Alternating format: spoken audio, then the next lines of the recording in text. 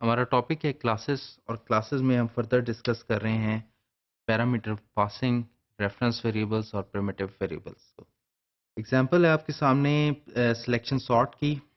और बेसिकली हमारा इस एग्जांपल में सॉर्टिंग पे बिल्कुल फोकस नहीं है। हमारा फोकस है कि किस तरह से हम अरे को फंक्शन में पास कर सकते हैं और एज अ रेफरेंस पास होगी या एज अ वैल्यू पास होगी। इस फोकस से हमें इस एग्जांपल को देखना है। तो सिलेक्शन सॉर्ट में हमने सबसे पहले एक अरे क्रिएट की विद 5 एलिमेंट्स और फिर हमने सॉर्ट का एक फंक्शन जो था बेसिकली वो लिखा। सॉर्ट के फंक्शन में इनिशियली हम लूप चला रहे हैं और आप देख सकते हैं कि स्वैप का फंक्शन यहाँ पर हमने कॉल किया और विद इन स्वैप फंक्शन ये एक और फंक्शन कॉल है। तो नेस्टेड फंक्शन कॉल भी हो सकती है, ये पॉसिबल है। तो अगर आप इस फंक्शन को देखें तो ये यहाँ डिक्लेयर है और इसकी रिटर्न टाइप इंटीजर है। तो एक्चुअली ये स्वैप के फंक्शन में मिन इंडेक्स जो है ये क्या कर रहा है, ये मिनिमम इंडेक्स आइडेंटिफाई कर रहा है एक अरे का, जो डाटा के लिहाज से जो भी मिनिमम इंडेक्स बन रहा है वो ला के दे रहा है, उसकी लोकेशन ला के दे रहा है एक्चुअली।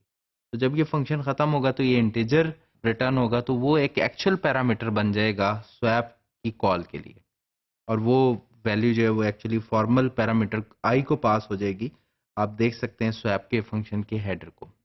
तो यहाँ पर इंपॉर्टेंट बात ये है कि ये जो अरे ए है, आप देख सकते हैं कि वो इस फंक्शन में जो ए पास कर रहे हैं तो वो एक्चुअली रेफरेंस पास हो रहा है।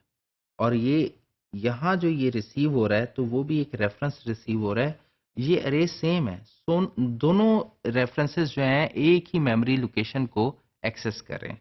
तो इम्पॉर्टेंट पॉइंट यहाँ पर ये है कि जब भी अरे किसी फंक्शन में पास होती है तो एक्चुअली उसके स्टार्टिंग लोकेशन या स्टार्टिंग एड्रेस पास होता है एज अ रेफरेंस, और पूरी अरे जो है वो पास नहीं होती। तो रूल ऑफ थंब ये है कि जब भी आप फंक्शन में या मेथड में अरे पास करेंगे तो ये हमेशा कॉल बाय रेफरेंस है, और यानी इसका मतलब रेफरेंस ही पास हो रहा है। दूसरे केस में इसी कॉल में आप देख सकते हैं आगे एक इंटीजर पास हो रहा है और नीचे इंट स्टार्ट इंडेक्स जो है ये मेन इंडेक्स के हेडर में लिखा हुआ है। तो ये प्रिमिटिव टाइप है, तो इसकी कॉपी बन रही है।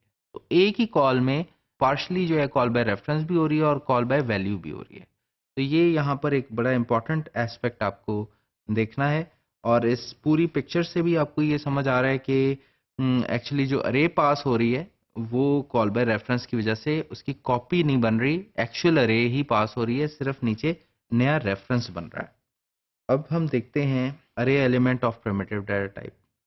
अगर एक एलिमेंट को हम एक फंक्शन में पास करते हैं अरे के एक एलिमेंट को, तो वो किस तरह से पास हो सकता है। ये एक और क्लास लिखी हुई है। हमारा बिल्कुल इस पे ऑब्जेक्टिव ये नहीं है कि हमने इस कोड को अंडरस्टैंड करना है। हमने बेसिकली इस सिचुएशन को रियलाइज करना है कि जहां पर फंक्शन पास हो रहा है उसका क्या स्टेटस है। हमारा फोकस अभी बेसिकली पैरामीटर पासिंग के ऊपर है। तो यहाँ पर भी एक अरे क्रिएट किया है विद डाटा वैल्यू, और ये फाइंड मिन का फंक्शन जो है ये बेसिकली मिनिमम कैलकुलेट करके डिस्प्ले कर रहा है। फाइंड मिनिमम के अंदर एक और फंक्शन लिखा हुआ है मिनिमम। आप देख सकते हैं उसमें बेसिकली एक वेरिएबल पास हो रहा है मिन और एक वेरिएबल पास हो रहा है इंट अरे इंडेक्स। ये पूरी अरे पास नहीं हो रही है, एक्चुअली अरे का एक इंडेक्स पास हो रहा है या एक एलिमेंट पास हो रहा है। तो जब अरे का एक एलिमेंट पास होगा तो रिसीविंग एंड पे आप देख सकते हैं कि मिन को रिसीव करने के लिए आई एग्जिस्ट कर रहा है और इंट अरे इंडेक्स को रिसीव करने के लिए जे एग्जिस्ट कर रहा है। तो ये यहाँ पर कॉल बाय वैल्यू है और ये कॉपी हो रहा है ये अरे का एलिमेंट। अगर विद इन मिनिमम का जो फंक्शन है उसमें अगर आप जे को मॉडिफाई करते हैं तो अरे के किसी भी एलिमेंट को इस मॉडिफिकेशन का इल्म नहीं होगा, क्योंकि आप अरे को एक्सेस नहीं कर सकते इस फंक्शन के अंदर। तो यहाँ पर आपको ये कंक्लूड ये किया इस स्लाइड पे कि जब भी आप अरे के किसी स्पेसिफिक एलिमेंट को फंक्शन में पास करेंगे तो वो हमेशा कॉल बाय वैल्यू पास होगा, और जब भी अरे पास होगी तो वो हमेशा कॉल बाय रेफरेंस पास होगी। फर्दर हम देखते हैं अरेज ऑफ अरेज। इस सिचुएशन में फंक्शन जो है वो किस तरह से बिहेव करते हैं। यहाँ पर भी हमारा फोकस कोड पे नहीं है, हमारा फोकस सिर्फ और सिर्फ इस फंक्शन पैरामीटर्स के हवाले से है। तो वो हम देख लेते हैं। यहाँ पर भी एक अरे बनाई हमने मैट्रिक्स के नाम से, डबल डायमेंशन अरे है, और आप देख सकते हैं उसको इनिशियलाइज किया हुआ है विद सर्टेन वैल्यूज। और उसके बाद एक फंक्शन है फाइंड का, और उसमें फाइंड मिन का एक फंक्शन है जिसमें आप पास कर रहे हैं एक्चुअली मैट्रिक्स में जीरो इंडेक्स। और आप देख सकते हैं कि ये जीरो इंडेक्स जो आप पास कर रहे हैं, इसका मतलब ये है कि ये रेफरेंस जो है ये एक्चुअली पास हो गया, और ये रेफरेंस जो है इंटर ए का नीचे क्रिएट हुआ। आप देख सकते हैं कि जीरो इंडेक्स पे ये रे पड़ी हुई थी, तो ये नीचे एक्सेस हो रही है और इसको बासानी नीचे सिंगल डायमेंशन अरे के तौर पे डील करते हुए नीचे प्रोसेस किया जा रहा है।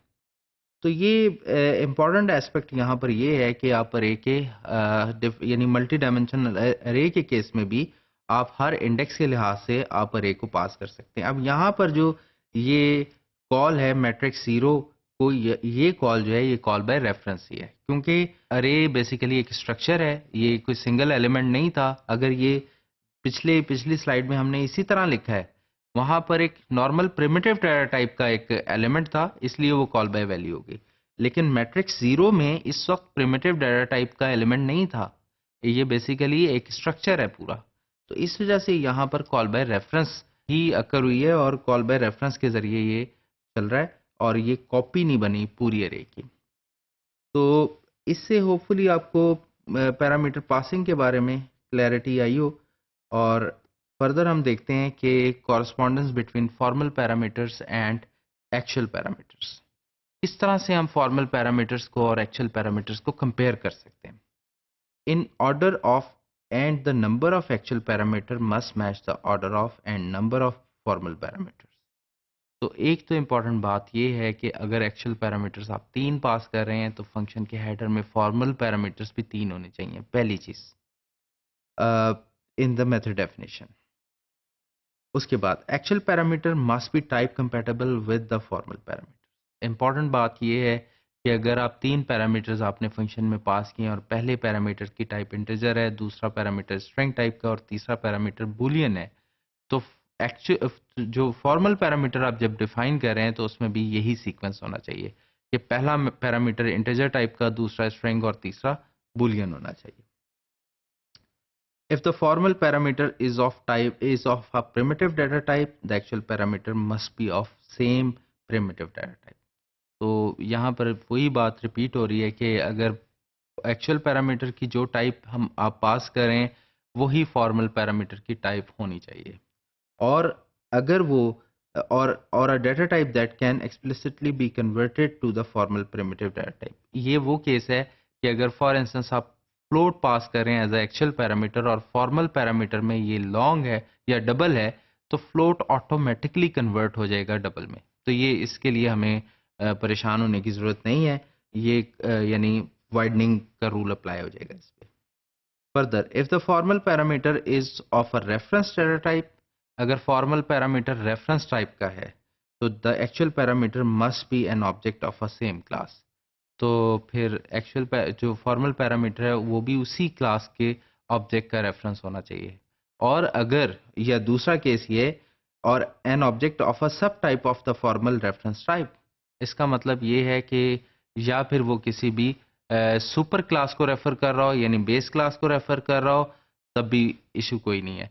एग्जांपल ये है कि अगर आप शेप का रेफरेंस रिसीव कर रहे हैं और यहाँ से आप सर्कल भेज रहे हैं, तो सर्कल जो है वो शेप में रिसीव हो सकती है, that can be possible. But ये सेम हायरार्की में एग्जिस्ट करने चाहिए और इनकी टाइप मैचिंग होनी चाहिए, ये बड़ी इंपॉर्टेंट एस्पेक्ट